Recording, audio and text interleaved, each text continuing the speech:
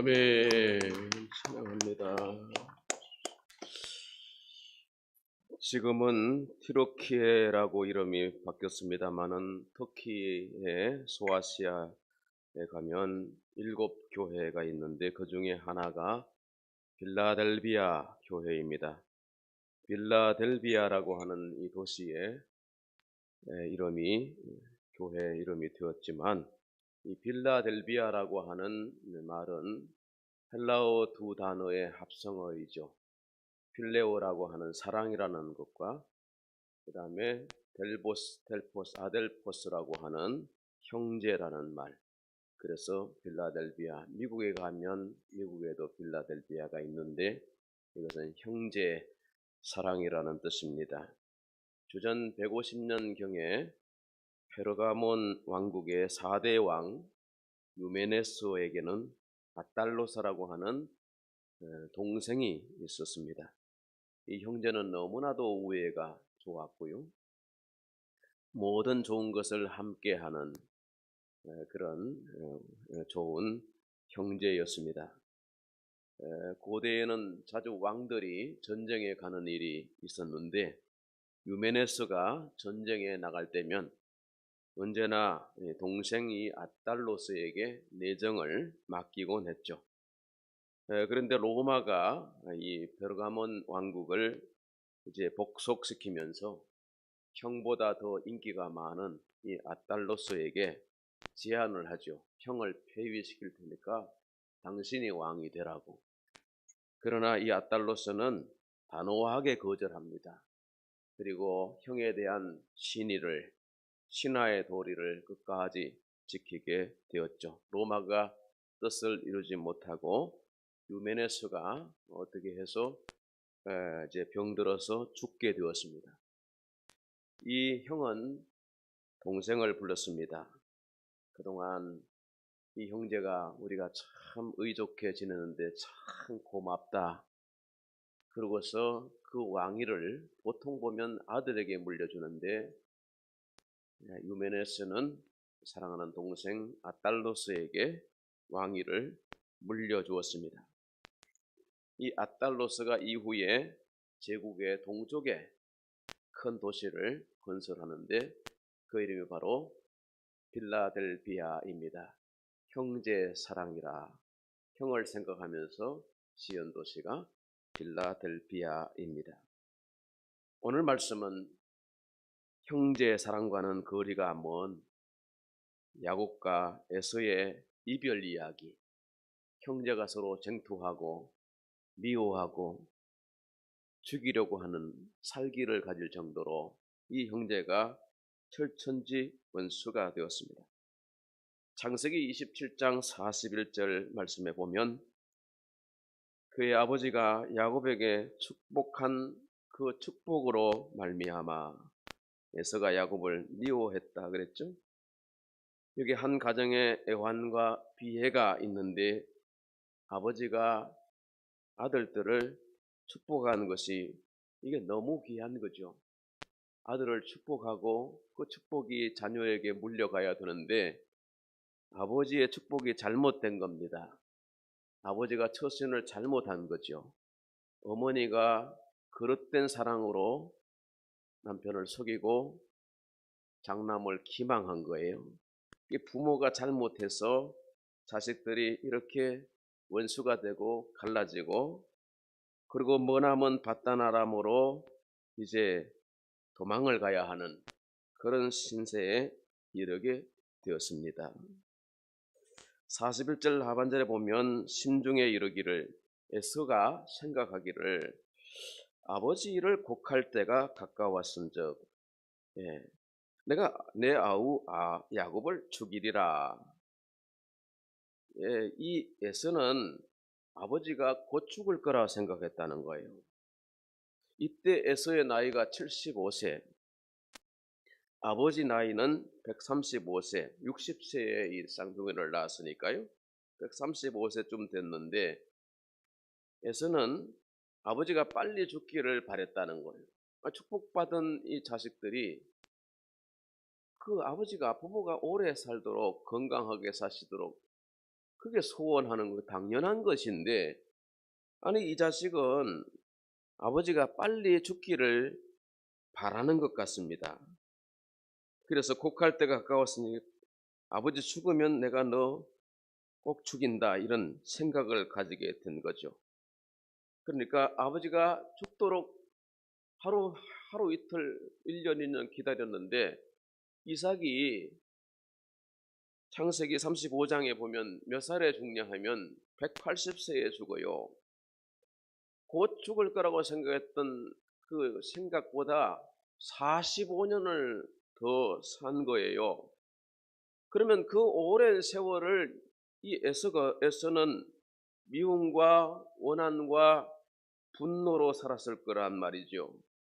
적어도 동생 야곱이 바다나람으로 가서 20년 백지 생활하다가 이제 부자가 되어서 하나님의 복을 받아서 돌아온단 말입니다. 그 야복 강가에서 야곱이 사생결단하고 기도하고 형을 맞이하는데 형의 마음이 그때 풀려요. 그러니까 무려 한 70년의 세월을 이 형은 동생을 원망하고 그리고 죽이려고 하는 사리를 가지고 살았다는 겁니다. 여러분, 이 둘이 갈라진 것과 오랜 세월 형제가 헤어져서 살아야 했던 그 이유는 부모의 잘못된 사랑에 기인한 것입니다. 먼저는 이삭의 잘못이 크지요. 이삭은 나이 40에 결혼을 해서 아내 리브가가 아들을 쌍둥이를 낳기에 20년이 지났어요. 60에 낳은 아이들입니다. 얼마나 귀한 자식입니까? 근데 리브가의 복중에 있는 이 자식들이 뱃속에서 서로 전쟁을 하는 거예요. 그래서 너무 엄마가 괴로워서 하나님께 나가서 기도했다고 성경은 기록하고 있습니다. 내가 이럴 때는 어찌할꼬 하면서 하나님께 물었더니 하나님이 리브가에게 하신 말씀이 25장 23절이에요. 이 족속이 저 족속보다 강하겠고 큰 자가 어린 자를 섬기리라. 형이 아우를 섬기리라. 이 말씀 가운데 하나님이 야곱을 통해서 이루시는 계획이 있었던 거예요. 그 리브가는 그 말씀을 듣고 남편에게 얘기를 했고, 오늘 이삭의 자서전에 이삭의 족보라 그랬는데 이삭의 자서전에 이게 내용이 언급되는 걸 봐서 이삭도 알고 있었다는 얘기예요. 그러나 그 이삭은 하나님의 말씀대로 행하기보다 자기 뜻대로 안수를 하려고 했던 것이에요.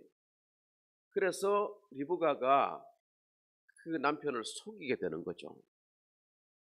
이삭에게는 하나님을 생각하고 말씀을 의지하는 마음이 많이 식어진 거예요. 24장에 보면 아버지 아브라함이 번제단에 결박하고 이 아들을 죽이려고 할 때 이삭은 철저하게 순종했습니다. 그래서 만년의 복을 받고 장수의 복을 받고 농사를 지는데 한 해 100배의 복을 받아서 거부가 되었다고 그랬거든요. 그런데 노년이 될수록 이게 감각이 흐려진 거예요. 눈만 어두운 것이 아니라 이제 영적 눈도 어두워졌다는 겁니다. 음행하는 자와 혹 한 그릇 식물을 위해서 장자의 명분을 판 에서를 망령된 자라고 그랬는데, 이 이삭 또한 마찬가지로 이제 영적으로 무뎌져서 영적 소경이 된 거예요. 눈만 어두운 것이 아니라 마음도 어두워지고 영도 어두워졌다는 얘기죠. 왜 그랬냐? 이 이삭은 이 에서가 좋은 거예요. 장남이 더 훌륭한 거예요. 이 에서는 사냥도 잘하고 활동적이고 남자답고, 그죠? 특별히 이삭은 이 아들이 잡아온 사냥한 고기로 만든 별미를 좋아했던 겁니다. 그래서 이 이삭이 노년에 눈이 어두운 것은 뭐 여러 가지 일설이 있지만 성경 주석학자들의 어떤 견해들을 보면 고기를 하도 많이 자셔가지고 이게 이 백내장에 녹내장이 왔다는 거예요. 이게 당뇨 합병증이 왔다는 거예요. 그러니까 그 아들 생각에 아버지가 곧 죽는다. 어? 이렇게 생각할 정도로 그죠? 어? 건강한데 아버지가 곧 죽겠어요? 근데 곧 죽을 만큼 이 노인이 건강 상태가 안 좋았다는 얘기예요.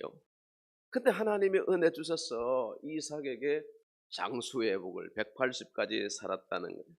그런데 이삭의 결정적인 실수가 영적으로 눈이 어두워서 하나님의 말씀을 그대로 순종해왔던 이삭이 이 부분에 대해서는 에서에게 복을 줘야 되겠는 거예요. 내 뜻대로 해야 되는 거예요. 다 좋은데 이 장자에게 복을 주고 싶은 에서의 고집과 에서의 교만이, 이삭의 교만이 이 형제를 이렇게 이겨가게 만들었다는 얘기입니다. 또 하나의 이유는 리브가의 거짓 사랑 때문이죠. 편해지요. 자고로 남을 속이고 잘 되는 일은 없습니다, 여러분.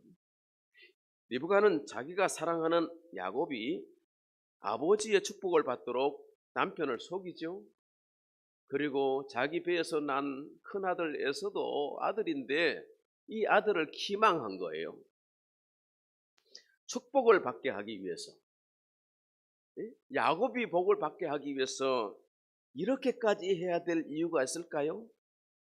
축복은 정당하게 받아야 해요. 안수를 했다고 복 받는 게 아니에요, 여러분. 속에서 받은 안수가 축복이 무슨 축복이 되겠어요? 복을 주시는 분은 하나님이신 줄 믿습니다. 하나님이 복을 주실 때는 두 가지를 찾으시는 거예요. 그 믿음의 인격이 그릇이 됐냐? 그리고 또 한 가지는 가정이 건강하냐? 가정이 복을 받을 그릇이 되냐? 이 두 가지를 저는 보신다고 생각하는데 이게 준비 안 되고서는 이 야곱이 보세요. 수많은 세월을 어머니 떠나 부모 떠나서 외삼촌 집에서 아주 힘들게 고생합니다. 아버지를 속인 대가를 그 외삼촌 집에서 품삯을 10번이나 속이는 고단수의 그 외삼촌 나반의 그 수하에서 엄청나게 마음고생을 해요. 그렇게 이 사람이 내가 사기치고 산 것이 이게 잘못이구나 하는 것을 깨닫고 야복강에서 철저하게 회개하잖아요. 그리고 오랜 세월 야곱이 연단되면서 욕심과 정욕대로 산 것과 또 남을 속이고 기망하는 것에 대한 그 대가를 톡톡하게 지불하게 되는 것을 우리가 야곱의 일대기에서 보게 됩니다. 그렇게 해서 바단 아람으로 가게 되는데 왜 야곱이 바단 아람으로 가야 했는가? 두 가지의 이유가 있습니다. 하나는 그곳에서 아내를 얻어야 해요. 형 에서는 벌써 나이 40에 결혼을 했는데 27장 46절의 말씀에 보면 리브가가 남편에게 말하죠. 내가 햇사람의 딸들로 말미암아 내 삶이 싫어졌거늘 내가 이 큰아들 며느리들 때문에 내가 사는 게 재미가 없어. 그런데 야곱마저도 이 땅의 가나안 여인들을 아내로 삼는다면 내가 무슨 낙이 있겠나. 그러면서 야곱을 바단 아람으로 보내자는 거예요. 그래서 이삭은 이제 제대로 야곱을 축복하죠. 그래서 28장 1절에 보면 이삭이 야곱을 불러 그에게 축복하고 앞에 축복은 뭐예요? 속여서 복을 받은 거잖아요. 속임 당한 거죠. 그런데 지금의 축복은 이삭이 제대로 축복한 거예요. 진정성 있는 축복을 해주는 거예요. 당부하기를 너는 가나안 사람의 딸들 중에서 아내를 맞이하지 말고, 바단 아람으로 보내는 진짜 이유는 믿음의 배우자를 얻기 위함이었죠. 그래서 2절에 보니까 일어나 바단 아람으로 가서 네 외조부 부두엘의 집에 이르러 거기서 네 외삼촌 라반의 딸 중에서 아내를 맞이하라. 아내를 얻기 위해서 그 먼 길에 보냈다는 겁니다. 또 하나는 하나님의 구원의 역사를 위해서 보내신 것입니다. 바다나람에서 야곱은 외삼촌 라반의 두 딸 레아와 라헬을 아내로 맞이하죠.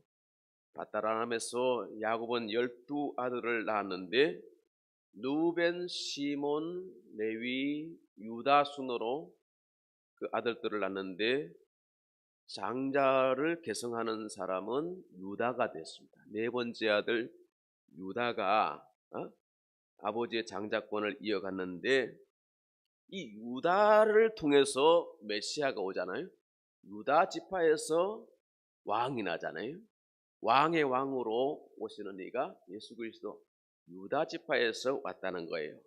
그러니까 하나님의 구원의 역사를 위해서 애서를 쓰시지 않고 야곱을 하나님이 예정하시고 야곱을 통해서 하나님이 이렇게 행하시는데 그 머나먼 바단 아람으로 보내셔서 거기서 자식들을 낳고 그 중에 유다를 세우시는 것을 우리가 볼 수가 있습니다. 야곱이 아버지의 집에 있을 때, 부모 스라에 있을 때 형 에서보다 잘한 것 두세 가지가 있는데, 첫째는 하나님의 구원의 역사를 믿고 기다렸다는 거예요. 하나님이 동생을 쓰신다. 엄마가 누누이 일러준 말씀 아니겠어요? 하나님의 약속의 말씀을 믿고 기다린 거예요. 그래서 형은 벌써 40에 이방 여자들을 아내로 얻었지만 이 야곱은 하나님의 약속을 기다리면서 자기 때를 기다리는 거예요.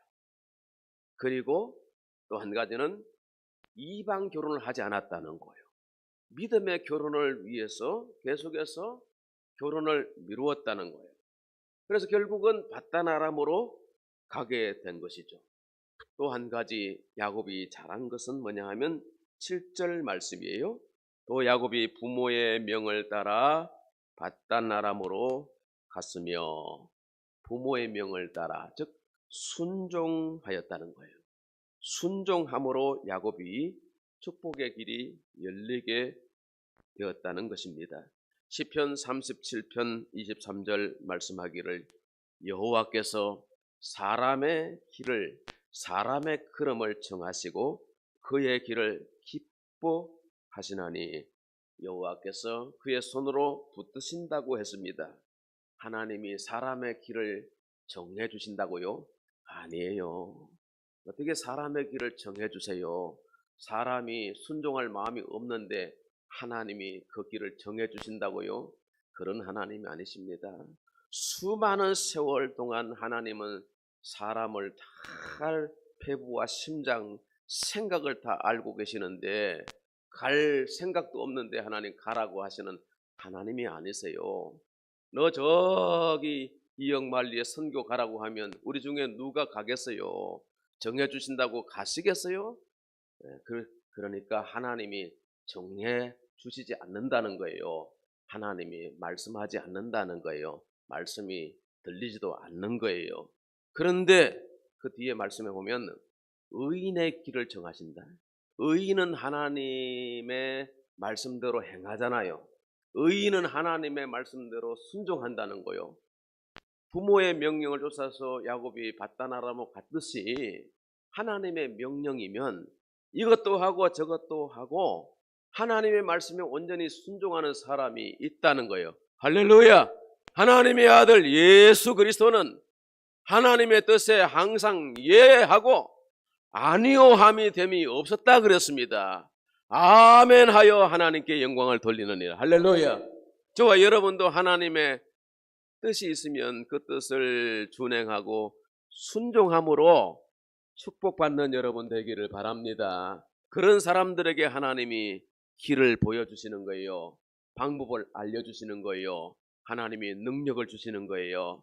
그렇게 하나님의 손에 붙들려서 쓰임받는 축복의 대사들이 되시기를 축복합니다. 아멘. 자, 오늘 이 부가는 하나님의 뜻을 이제 쫓아서 이 야곱을 밧단 아람으로 보내가지고 며느리를 얻도록 그렇게 예비합니다. 하나님의 구원의 역사가 어떻게 펼쳐질지를 모르지만은 이 사랑하는 아들을 야곱을 이역만리에 보내게 됩니다.